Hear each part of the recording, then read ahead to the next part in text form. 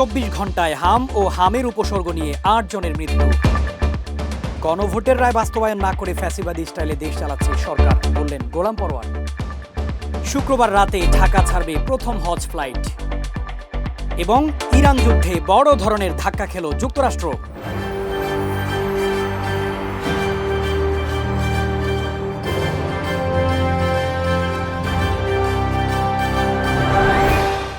দর্শক, আমন্ত্রণ নাগরিক প্রতিদিনের নিউজরুম ইনসাইড থেকে। আপনাদের সঙ্গে আছি AKM শামীম খান। এতক্ষণ শুনছিলেন সংবাদ শিরোনাম, এবার জানিয়ে দিচ্ছি বিস্তারিত। সারা দেশে গত ২৪ ঘন্টায় হামে আক্রান্ত ও উপসর্গ নিয়ে আরও ৮ জন মারা গেছেন। বৃহস্পতিবার স্বাস্থ্য অধিদপ্তরের হেলথ ইমার্জেন্সি অপারেশন সেন্টার ও কন্ট্রোল রুম থেকে এ তথ্য জানানো হয়েছে। এছাড়া ১৫ মার্চের পর থেকে এ পর্যন্ত হামে মোট ৩৪ জনের মৃত্যু হয়েছে। একই সময়ে সন্দেহভাজন হামজনিত মৃত্যুর সংখ্যা ১৭২ জন। জুলাই সনদের ভিত্তিতে হওয়া গণভোটের রায় বর্তমান সরকার বাস্তবায়ন করছে না বলে অভিযোগ করেছেন বাংলাদেশ জামায়াতে ইসলামীর সেক্রেটারি জেনারেল অধ্যাপক মিয়া গোলাম পরোয়ার। তিনি বলেন, যারা নতুন রাষ্ট্র কাঠামোর স্বপ্ন নিয়ে ভোট দিয়েছিল তাদের সে স্বপ্ন পূরণ হয়নি। উল্টো সরকার নানা অজুহাতে গণরায় উপেক্ষা করে ফ্যাসিবাদী স্টাইলে দেশ চালাচ্ছে। বৃহস্পতিবার ১১ দলীয় ঐক্যের বৈঠক শেষে আয়োজিত সংবাদ সম্মেলনে গোলাম পরোয়ার এই কথা বলেন। তিনি বলেন, একটি নতুন রাষ্ট্র কাঠামোর মাধ্যমে দেশকে দলীয়করণ, দুর্নীতি ও সন্ত্রাসমুক্ত করার যে স্বপ্ন দেশবাসী দেখেছিল তা এখন হতাশায় পরিণত হয়েছে।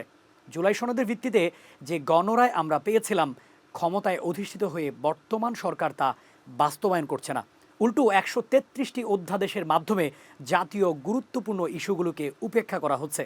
মহান আল্লাহর সন্তুষ্টি লাভের উদ্দেশ্যে একদিন পরেই শুরু হতে যাচ্ছে হজ যাত্রা। শুক্রবার রাত 12:30টায় ৪১৯ জন যাত্রী নিয়ে শুরু হচ্ছে বাংলাদেশ থেকে হজের প্রথম ফ্লাইট। কার্যক্রমের উদ্বোধন করবেন প্রধানমন্ত্রী তারেক রহমান।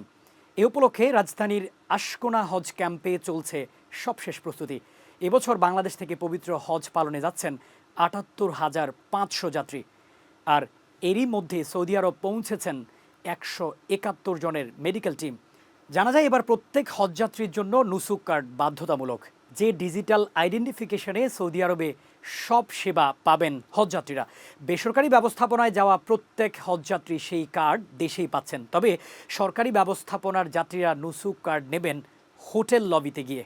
ইরান ও যুক্তরাষ্ট্রের মধ্যকার চলমান উত্তেজনার মধ্যেই বড় ধরনের ধাক্কা খেল মার্কিন নৌবাহিনী। প্রায় ২৩৮ মিলিয়ন মার্কিন ডলার মূল্যের একটি অত্যাধুনিক নজরদারি ড্রোন হারিয়েছে পেন্টাগন।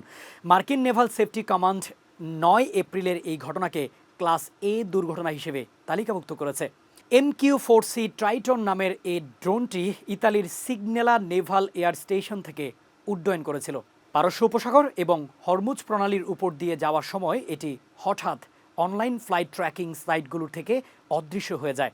সিগন্যাল হারানোর আগে ড্রোনটি প্রায় ৫০,০০০ ফুট উচ্চতা থেকে দ্রুত নিচে নামছিল বলে জানা গেছে। মার্কিন নৌবাহিনী জানায়, ড্রোনটির নিখোঁজ হওয়ার ফলে কোনো প্রাণহানি না ঘটলেও $২০ লাখ বেশি আর্থিক ক্ষতি হয়েছে। তবে ড্রোনের প্রকৃত মূল্য প্রায় $২৩৮ মিলিয়ন, যা দুটি F-35 যুদ্ধবিমানের দামের চেয়েও বেশি।